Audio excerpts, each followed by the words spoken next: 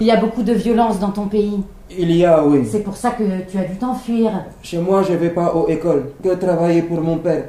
Mon père, il ne veut pas que je vais aux écoles. Il demande à moi de travailler dans les champs, toujours. Moi, je veux aller aux écoles et lui, il prend moi pour travailler. Oui, j'ai compris. Et il y a des gens qui voulaient t'emmener de force dans une autre sorte d'école. Viens Malik, je vais te montrer ta chambre. Mais Christophe, le lit n'est pas encore fait. C'est pas grave, juste pour poser son sac. Bah, il peut poser son sac ici. Hein. Il veut peut-être se reposer. Tu es fatigué? Oui. Bien sûr qu'il est fatigué. Oui.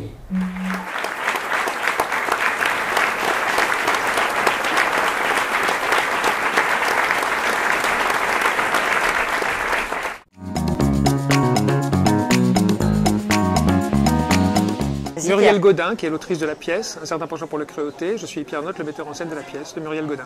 Et un auteur contemporain. Mais je n'ai rien à voir là-dedans. Renommé.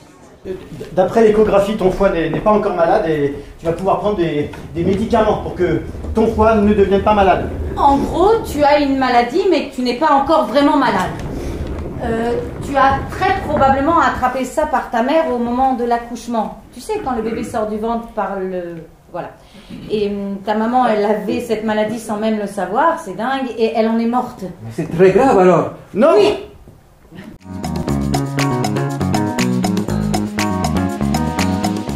C'est une sorte de comédie familiale et sociale sur l'accueil d'un jeune réfugié dans une famille entre guillemets bobo.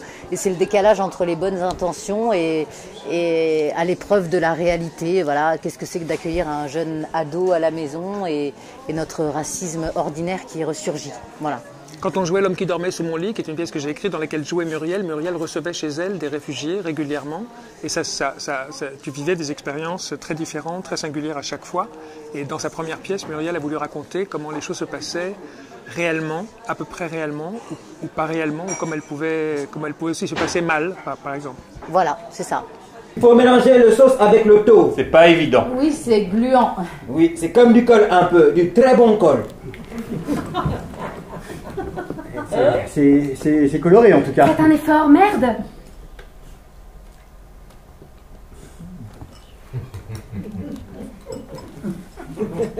C'est délicieux. Je suis heureuse que tu aimes, Nino.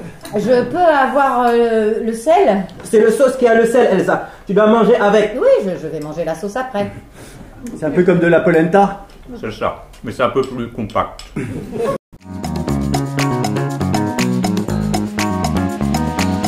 Alors c'est à Pierre que la question s'adresse. On a monté ce spectacle parce qu'il nous semblait essentiel de le monter. Ça nous semblait vital et important. Ensuite, c'est une première pièce. Elle est magnifique. Je la trouve admirablement écrite, formidable. Elle est rythmée, elle est intelligente, elle est méchante, elle est cruelle, elle est drôle. Et c'est une première pièce magnifique. Donc il nous a semblé évident qu'il fallait la monter.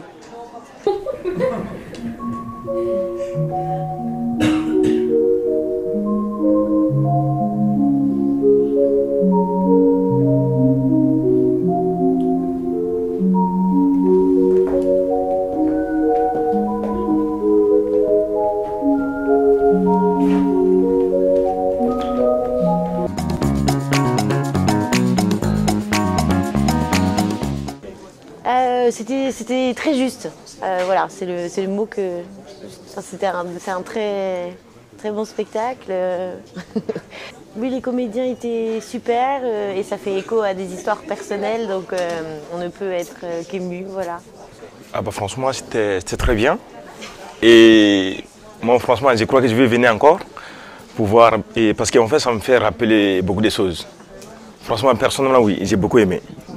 Et ben, j'ai passé un moment très agréable. En fait, je me suis beaucoup plu à regarder ce spectacle, ça m'a vraiment beaucoup plu. J'ai l'habitude de m'endormir souvent au théâtre, là j'ai pas eu le temps parce que le texte est très bien écrit. Il y a une vraie dynamique, les acteurs sont extrêmement drôles, impliqués, présents. Voilà. Un combat de catch, tu vois, on est obligé de dire combat. Je crois qu'on dit plutôt match de catch. C'est étrange qu'il appelle jamais ses sœurs pour prendre des nouvelles. Est-ce qu'il a vraiment des sœurs? Pourquoi il aurait inventé qu'il a des sœurs? Enfin, tu vois, ou alors il veut faire venir toutes ses sœurs chez nous. Mais tu dis qu'il a pas de sœurs. Les sœurs, frère, c'est une expression là-bas. Parfois, je trouve que tu n'es pas très structuré. Je suis pleine de fantaisie.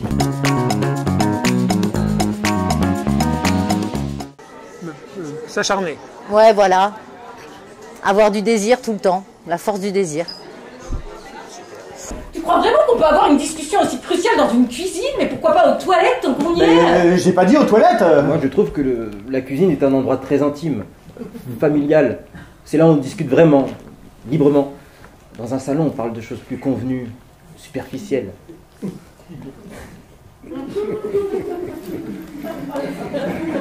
Pourquoi tu parles comme ça?